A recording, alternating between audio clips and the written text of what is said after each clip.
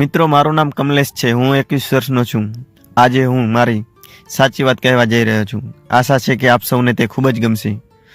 મિત્રો, વાર્તાને like, share અને comment કરજો. અને મિત્રો, પહેલી વાર ચેનલ પર આવ્યા છો તો સબસ્ક્રાઈબ કરજો. મિત્રો, વાર્તા ફક્ત મનોરંજન માટે છે. તો ચાલો વાર્તાને આગળ વધારીએ. હું અમદાવાદ શહેરનો છું. મારું ઘર અમદાવાદમાં હતું, પણ મારું ઘર કોલેજથી ઘણું દૂર હતું, એટલે હું અલગ રૂમમાં રહેતો હતો. હું જ્યાં રહેતો હતો એ ફ્લેટના માલિકના દીકરાના લગ્ન હમણાં જ થયા હતા. હું થોડા દિવસો માટે ત્યાં રહેતો હતો. એક દિવસ હું રાત્રે લગભગ 11 વાગે ફ્લેટના માળના ધાબા પર ગયો અને મને ઊંઘ ન આવી, તેથી મેં ચાલવાનું વિચાર્યું. ધાબા પર જતાં મેં જોયું કે એક છોકરી સફેદ લેંગીસ અને લાલ કલરની કુર્તી પહેરીને ઊભી છે. પહેલાં મેં થોડી વાર વિચાર્યું અને પછી હું જઈને તેની પાસે ઊભો રહ્યો. પછી મેં જોયું તો તેના ગળામાં મંગળસૂત્ર હતું. આનો અર્થ એ થયો કે તે પરિણીત છે. પરંતુ મારી જાણ મુજબ ફ્લેટમાં રહેતી કોઈ પણ છોકરીના લગ્ન થયા નહોતા. પછી હું તે ભાભી પાસે ગયો અને તેને પૂછ્યું, શું તમે અહીં ભાડા પર રહો છો?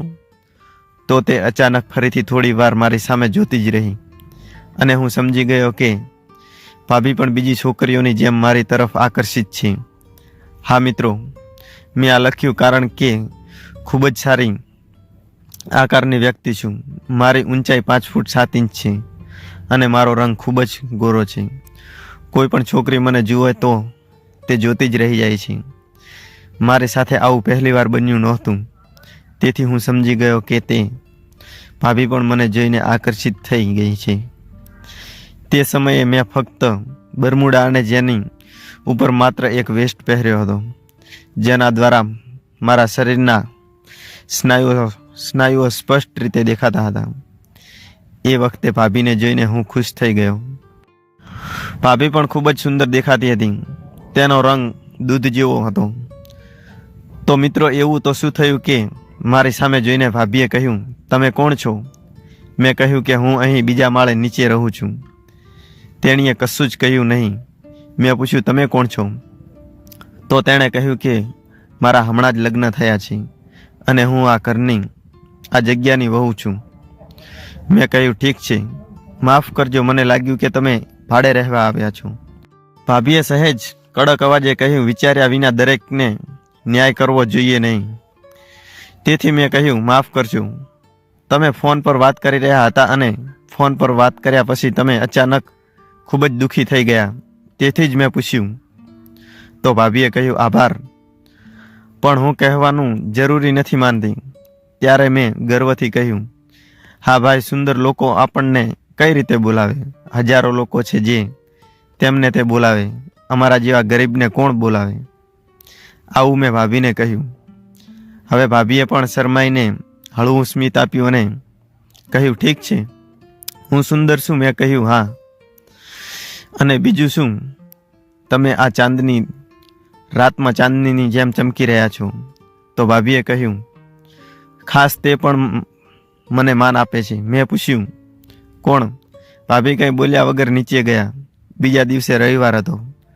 હું મોડેથી ઊંઘ્યા પછી જાગી ગયો અને ફ્રેશ થઈને સ્નાન કરીને મારા રૂમમાંથી બહાર આવ્યો અને મારી ભાભીની સાસુને જોયા, જેમને અમે બધા પ્રેમથી આંટી કહેતા હતા, અને તે સામે ઊભી હતી. ખરેખર તેણીનો સ્વભાવ ખૂબ જ સારો હતો. તે મને નાના નાના કામ કરાવવા માટે બોલાવતી હતી. તેણે મને પૂછ્યું, દીકરા, તું ઉઠ્યો છે? મેં કહ્યું, હા આંટી. તેણીએ કહ્યું, તમે આજે જીમમાં નહોતા ગયા? મેં કહ્યું, આંટી, આજે રવિવાર છે. તેણે કહ્યું, ઓહ હા, આજે જીમ બંધ છે ખરું ને? મેં હા પાડી. પછી તેણે પૂછ્યું, દીકરા, તમે મારા માટે એક કામ કરશો?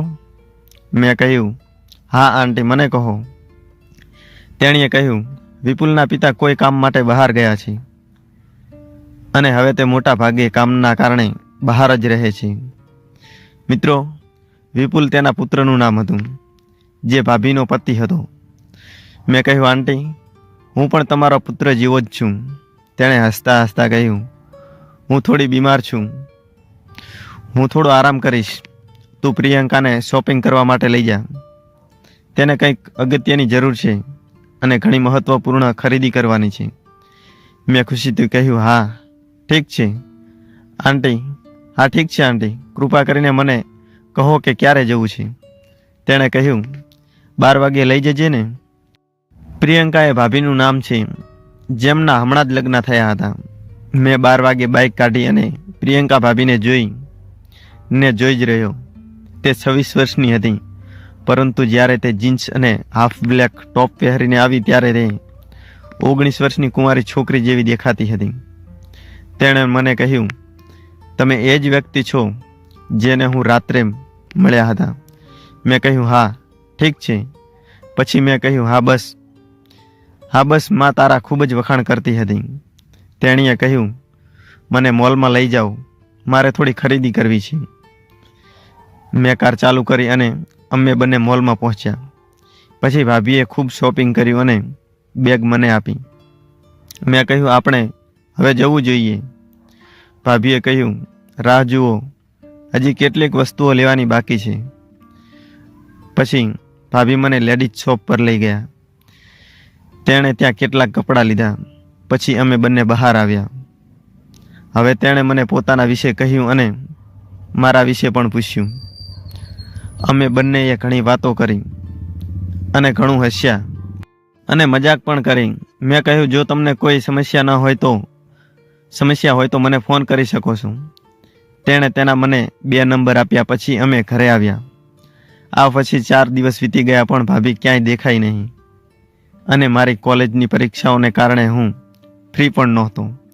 થોડા સમય પછી મને વોટ્સએપ પર એક મેસેજ આવ્યો. જ્યારે મેં મોકલનારની ડીપી જોઈ ત્યારે હું સમજી ગયો કે તે પ્રિયંકા ભાભી છે. તેણીએ મને આ અને તે વિશે વાત કરી અને કહ્યું, હું મારા માતા પિતાના ઘરે છું, હું કાલે મારા સાસરે આવીશ. મેં કહ્યું, એટલે જ આ ઘરમાં સૂનું લાગે છે. મારી બધી જ વાત પર તે હસી અને કહ્યું, શું આપણે કોલ પર વાત કરવી જોઈએ? મેં કહ્યું, હા યાર. તેનો ફોન આવ્યો અને અમે બંને રાત્રે ઘણા સમય સુધી કોલ પર વાત કરી. વાત કરતાં તેણે જણાવ્યું કે લગ્નના દિવસે પણ તેનો પતિ થાકીને સૂઈ ગયો હતો અને બીજા દિવસે કામના કારણે તે 1 મહિના માટે બહાર ગયો હતો. મેં ભાભીને કહ્યું, ચિંતા કરશો નહીં, હું અહીં જ છું. તો તેણે કહ્યું, તમે પોતે જ છોકરીઓથી દૂર ભાગી જાઓ છો. મેં કહ્યું, તમે કાલે આવો, પછી તમને ખબર પડશે કે કોણ થાકે છે. તેણીએ હસીને કહ્યું, અને જો તમે થાકી ગયા તો મેં કહ્યું, પછી તમારે મને જે સજા આપવી હોય તે આપજો, હું સ્વીકારી લઈશ. આટલી બધી વાતચીત પછી અમારી વાતચીત પૂરી થઈ અને બીજા દિવસે તેના સાસરે આવી. મેં તેની તરફ જોયું અને તેણે જવાબમાં થોડું સ્મિત આપ્યું અને દિવસ આમ જ વીતતો ગયો અને અમે બંને રાત આવવાની રાહ જોવા લાગ્યા હતા.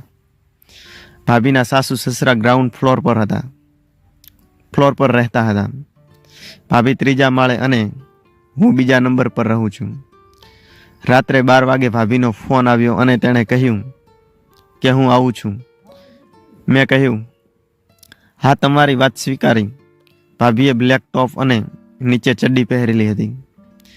તેણીએ આવીને મને ગળે લગાડ્યો અને ભાભીએ કહ્યું, કમલેશ, મહેરબાની કરીને હવે મોડું ન કરો. એ વખતે ભાભીએ એકદમ સાઉથ હિરોઈન જેવી દેખાતી હતી. ભાભી ગભરાઈ ગઈ.